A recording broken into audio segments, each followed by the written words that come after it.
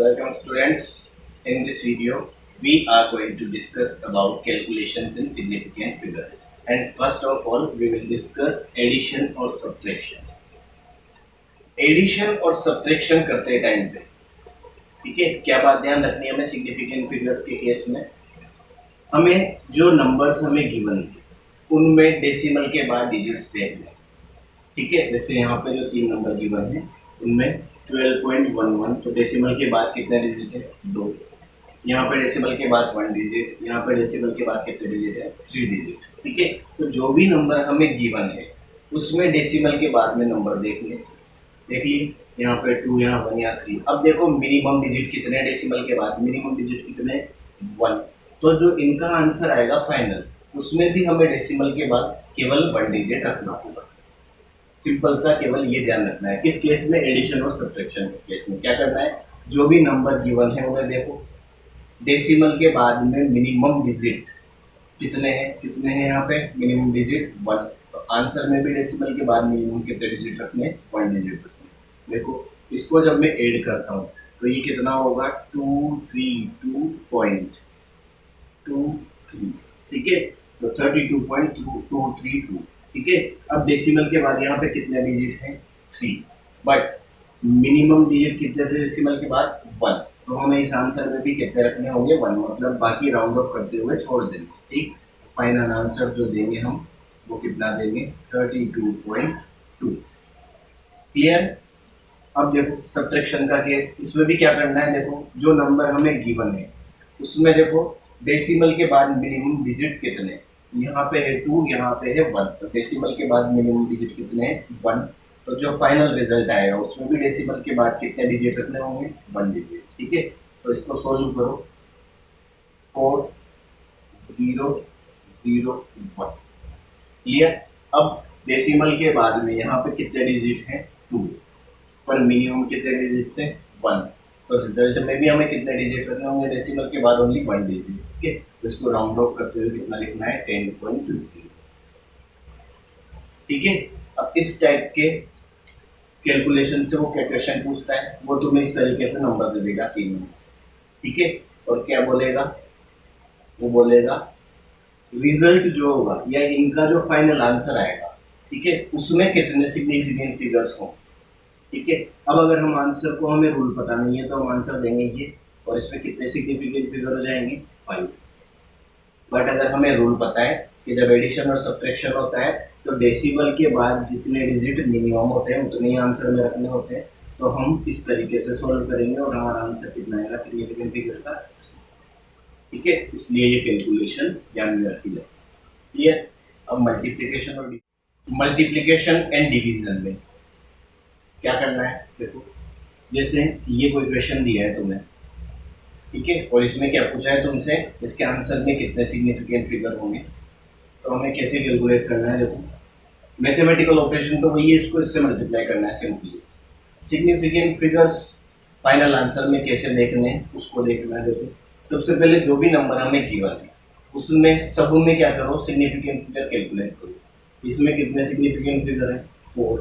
इसमें कितने significant figure है? 2, ठीक है।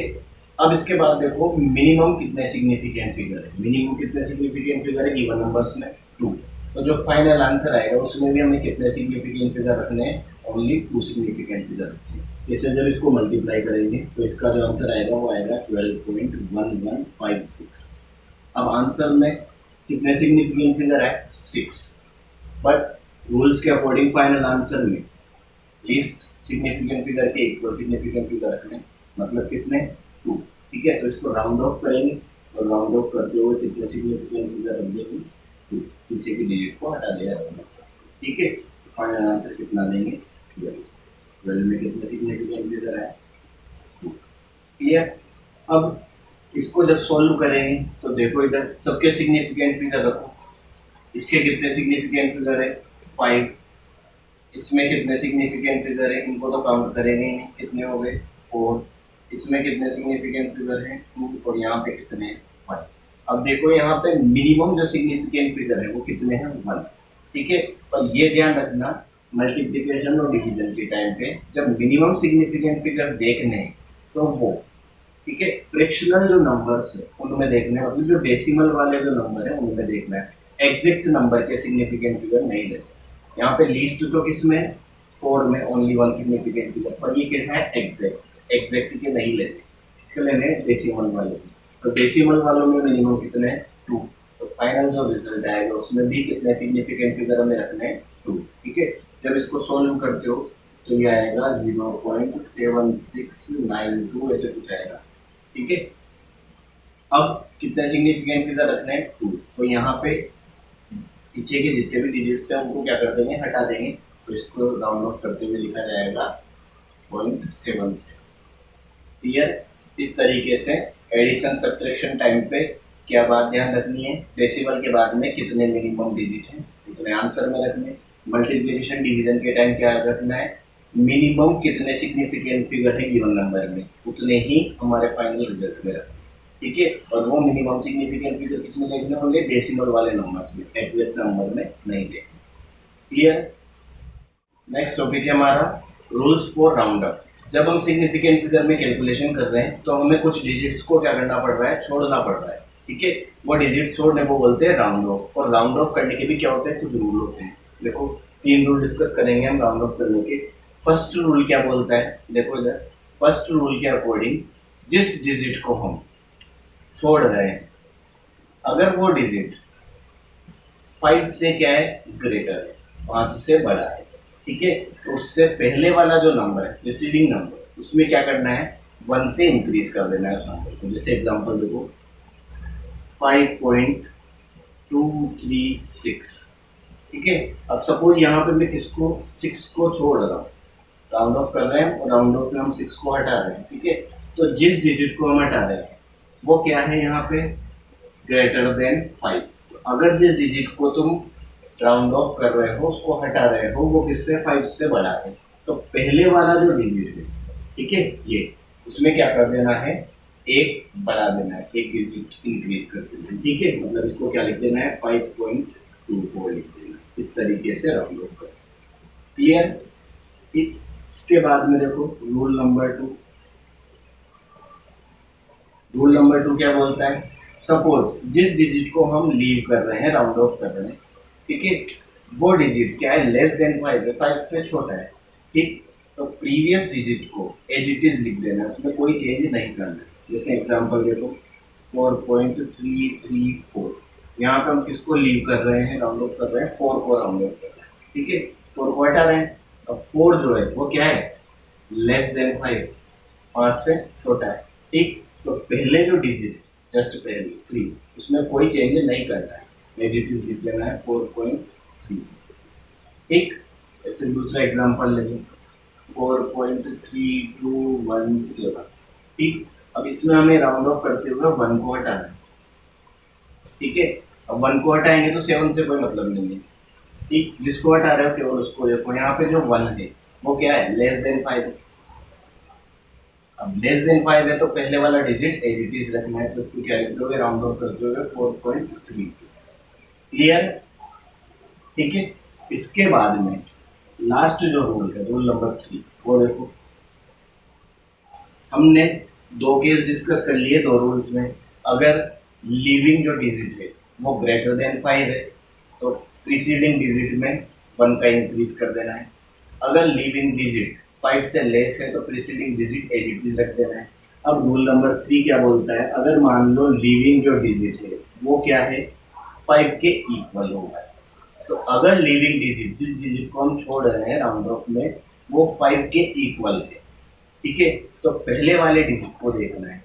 अगर उससे पहले वाला जो डिजिट है वो ओड है तो उसमें 1 इंक्रीज कर देना है, और अगर वो इवन है तो उसको एज इट इज छोड़ देना है। जैसे मैं 2 केस लेता हूँ 5.565 और 5.335। ठीक। यहाँ पे इस 5 को हम लीव कर रहे हैं और यहाँ इस 5 को लीव कर रहे हैं। ठीक है। तो लिविंग डिजिट 5 के इक्वल है, ग्रेटर और लेस नहीं। ठीक है। तो जब 5 के इक्वल है तो पहले वाला डिजिट देखो, यहाँ पे ये क्या है, E1। ठीक है। और जब 5 से पहले वाला डिजिट E1 होगा तो उसको एज इट इज छोड़ देना है, मतलब क्या लिखोगे, 5.56। ठीक है। और इधर देखो यहाँ पे लिविंग डिजिट इक्वल टू 5 है ठीक, तो उससे पहले वाले डिजिट को देखो, 3, 3 क्या है यहाँ पे, एक ओड डिजिट है। ठीक है, तो इसमें क्या कर देना है, एक इंक्रीज कर देना है, मतलब 5.3। ठीक है, तो ये जो रूल्स है, ये किसके रूल्स है, राउंड ऑफ के रूल्स है। ठीक है, और ये राउंड ऑफ के रूल में आना चाहिए, कहीं भी कैलकुलेशन में इनकी जरूरत पड़े। जो टॉपिक है वो है डायमेंशनल एनालिसिस। ठीक है, डायमेंशनल एनालिसिस को यूनिट फैक्टर मेथड भी बोलते हैं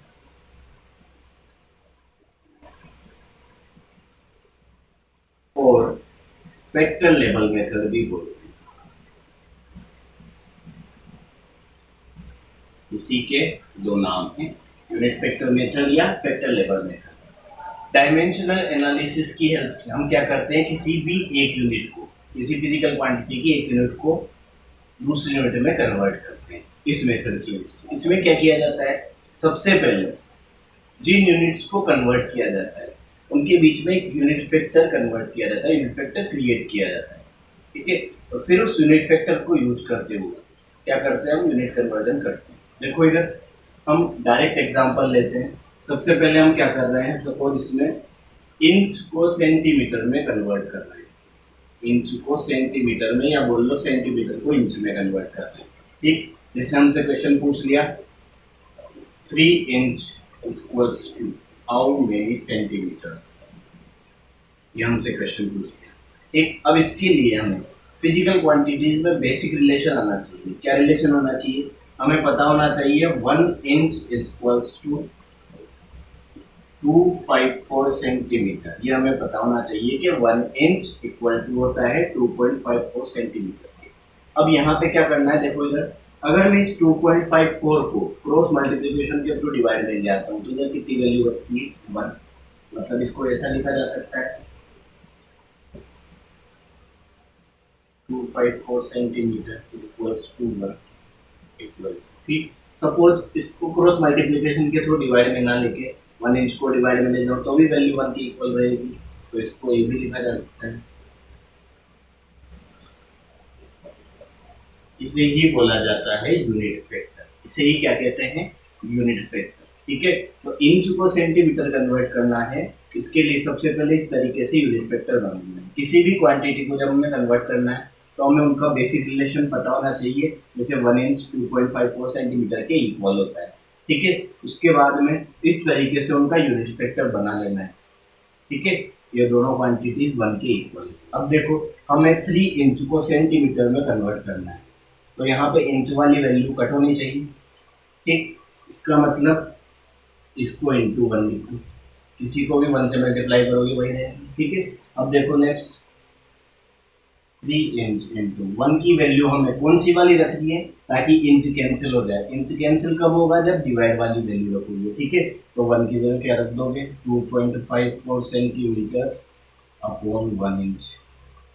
इंच से इंच कैंसिल हो गया, इसको जब सोल्व करोगे तो ये आ जाएगा 7.62 सेंटीमीटर। ठीक है, तो इस तरीके से हम डायमेंशनल एनालिसिस या यूनिट फैक्टर मेथड से किसी भी यूनिट को कन्वर्ट कर सकते हैं। क्या करना है, जिस यूनिट में कन्वर्ट करना है उसका रिलेशन हमें पता होना चाहिए। ठीक है, ये मैंने तुम्हें नोट्स में बहुत सारे यूनिट्स और उनके रिलेशन दिए हुए हैं। ठीक है, उसमें बता दिया। उसके बाद देखो इसके बाद में इन यूनिट्स के बीच में इस तरीके से यूनिट फैक्टर क्रिएट करना है। ठीक है, मतलब इनको क्रॉस मल्टीप्लिकेशन के थ्रू 1 के इक्वल कर देना है। क्रॉस मल्टीप्लिकेशन के थ्रू क्या कर देना है, 1 के इक्वल कर देना है। क्लियर, उसके बाद में कन्वर्जन कैसे करना है, जैसे यहाँ इंच को सेंटीमीटर में कन्वर्ट करना है तो इंच कैंसिल होना चाहिए। तो इस यूनिट फैक्टर में देखो इंच कैंसिल कब होगा, जब ये डिवाइड में वैल्यू होगी, तो ये वाला फैक्टर यूज करना है। इस तरीके से हम यूनिट को कन्वर्ट करना है। नेक्स्ट एग्जांपल में हम लीटर को मीटर क्यूब में कन्वर्ट करेंगे। जैसे हमें दिया है 2 लीटर को इसमें कन्वर्ट करना है, मीटर क्यूब में कन्वर्ट करना है। अब देखो इसके लिए हमें क्या पता होना चाहिए, सबसे पहले हमें पता होना चाहिए 1 लीटर इज इक्वल्स टू होता है 1000 ml और इक्वल्स टू होता है 1000 सेंटीमीटर क्यूब। ठीक है, मतलब 1 लीटर 1000 सेंटीमीटर क्यूब के इक्वल होता है। ठीक, तो यहाँ हमें 2 लीटर को मीटर क्यूब में कन्वर्ट करना है, मतलब हम लीटर से डायरेक्ट मीटर क्यूब में रिलेशन तो नहीं निकाल सकते, पर हम सेंटीमीटर क्यूब और मीटर क्यूब में रिलेशन निकाल सकते हैं। कैसे निकाल सकते हैं, देखो इधर हमें पता है 1 मीटर इक्वल्स टू क्या होता है, 100 सेंटीमीटर होता है। Clear, 1 metre equals to 100 centimetre. ठीक है, अब वॉल्यूम की जब बात होती है तो वॉल्यूम में क्या किया जाता है, जो लेंथ होती है उसका क्यूब किया जाता है। ठीक, जैसे यहाँ ये मीटर है, इसको क्यूब करूँगा, ठीक है, 3 बार मल्टीप्लाई करूँगा तो ये वॉल्यूम हो जाएगा। ठीक, तो इस साइड पे और मतलब दोनों साइड पे एलएचएस और आरएचएस को क्या कर दो, क्यूब कर दो। ठीक है, तो 1 का क्यूब 1, मीटर का cube metre cube equals to 100 means 10 to the power 2, और जब उसका क्यूब करेंगे तो पावर से होल पावर मल्टीप्लाई हो जाएगी, 10 टू दी पावर क्या हो जाएगा 6। ठीक है, 10 टू दी पावर 2 और उसका क्यूब करेंगे तो 3 टू जा 6, 10 to the power 6 centimetre cube. Clear, अब देखो इधर वापस से इसका यूनिट फैक्टर बनाओ। यूनिट फैक्टर बनाने के लिए क्या करोगे, एक बार इसको डिवाइड में ले आओ इधर 1, एक बार इसको डिवाइड में ले जाओ इधर 1। ठीक है, तो 1 metre cube divided by 10 to the power 6 centimetre cube equals to 1 equals to 10 to the power 6 centimetre cube divided by 1 metre cube. ये क्या बन गया, ये इसके लिए यूनिट फैक्टर बन गया। ठीक, अब देखो 2 लीटर को मीटर क्यूब में कन्वर्ट करना है, तो देखो ध्यान दो, 2 लीटर को क्या लिख सकता हूँ, 2 इंटू 1000 सेंटीमीटर क्यूब। ठीक है, अब हमें मेनली सेंटीमीटर क्यूब को मीटर क्यूब में कन्वर्ट करना है। ठीक है, तो देखो इधर 2 इंटू 1000 सेंटीमीटर क्यूब इंटू, यहाँ कुछ नहीं है मतलब इंटू 1, और 1 की वैल्यू कैसे लिखनी है ताकि सेंटीमीटर कैंसिल हो जाए। अगर मीटर क्यूब नीचे होगा तो सेंटीमीटर से कैंसिल होगा नहीं, अगर ये होगा तो कैंसिल हो जाएगा। तो इसको क्या लिख देंगे, 1 मीटर क्यूब और 10 to the power 6 centimetre cube. Centimetre cube से सेंटीमीटर क्यूब कैंसिल हो जाएगा, और जब इसको पूरे को ओवरऑल सोल्व करेंगे तो 2 into 10 to the power -3 metre cube. इस तरीके से हमें डायमेंशनल एनालिसिस करना है। बेसिक रिलेशन हमें फिजिकल क्वांटिटीज में पता होना चाहिए, जैसे कि 1 लीटर 1000 ml और 1000 सेंटीमीटर क्यूब के इक्वल होता है। अब जैसे ही हमें ये रिलेशन पता है तो लीटर को तो हमने सेंटीमीटर क्यूब में कन्वर्ट कर दिया, और किसको, सेंटीमीटर को मीटर क्यूब में कन्वर्ट किया। उसके लिए हमने किसकी यूनिट फैक्टर मेथड की हेल्प ले ली। ठीक है, 1 मीटर इक्वल्स टू 100 सेंटीमीटर होता है। ठीक, ये तो किसके लिए, ओनली लेंथ के लिए दिया है, हमें वॉल्यूम में रिलेशन चाहिए तो इसको वॉल्यूम में कैसे कन्वर्ट किया, दोनों साइड पे क्यूब ले लिया। ठीक है, इसके बाद यूनिट फैक्टर बनाया और सॉल्व कर लिया। नेक्स्ट एग्जांपल है, क्वेश्चन है how many seconds are there in 2 days. 2 days में कितने सेकंड्स हैं, ये हमें कैलकुलेट करना है। किससे, डायमेंशनल एनालिसिस मेथड या यूनिट फैक्टर मेथड से। देखो इधर डेज को सेकंड में कन्वर्ट करना है, डेज को सेकंड में कन्वर्ट करना है। ठीक, तो डायरेक्ट डे और सेकंड में तो हमें रिलेशन पता नहीं। सबसे पहले डे से कहाँ पे जाएंगे, एक दिन में कितने आवर होते हैं। ठीक है, फिर आवर्स कैलकुलेट करने के बाद आवर्स का मिनट से रिलेशन देखेंगे। 1 आवर में 60 मिनट होते हैं, तो आवर्स और मिनट में रिलेट कर सकते हैं। फिर मिनट और सेकेंड में रिलेट करते हैं। ठीक, और ये सब किससे, यूनिट फैक्टर मेथड से। देखो इधर हमें पता है 1 डे इक्वल्स टू 24 आवर होता है। ठीक है, और अगर इसका यूनिट फैक्टर मैं बनाता हूँ तो इसका यूनिट फैक्टर कितना हो जाएगा, 1 day upon 24 hour equal to 1 equal to 24 hour upon 1 day. ठीक है, यूनिट फैक्टर बनाना हम सीख गए। एक बार इसको डिवाइड में करके 1 के इक्वल कर दो, एक बार इसको डिवाइड में करके 1 के इक्वल कर दो। क्लियर, ये इसका यूनिट फैक्टर बन गया। अब देखो आर में और डे में तो रिलेशन हो गया, अब आर और मिनट का रिलेशन देखो तो क्या है, 1 आवर इक्वल्स टू 60 मिनट्स होता है, हमें पता है। इसके लिए भी यूनिट फैक्टर क्या हो जाएगा, 1 hour equals upon 60 minute equal to 1 equal to 60 minute upon 1। Clear, next minute तक भी हम पहुंच गए। अब इसके बाद में मिनट से सेकेंड में, तो 1 मिनट इक्वल्स टू कितना होता है, 60 सेकेंड। इसके लिए भी यूनिट फैक्टर बनाओ, क्या हो जाएगा, 1 minute upon 60 second equal to 1 equal to 60 second upon 1 minute. ठीक है, तो ये हमने यूनिट फैक्टर बना ली। अब देखो हमें किसको कन्वर्ट करना है, 2 डेज को कन्वर्ट करना है। ठीक है, तो देखो अभी तक ये यूनिट फैक्टर हमने बना ली। अब ध्यान दो,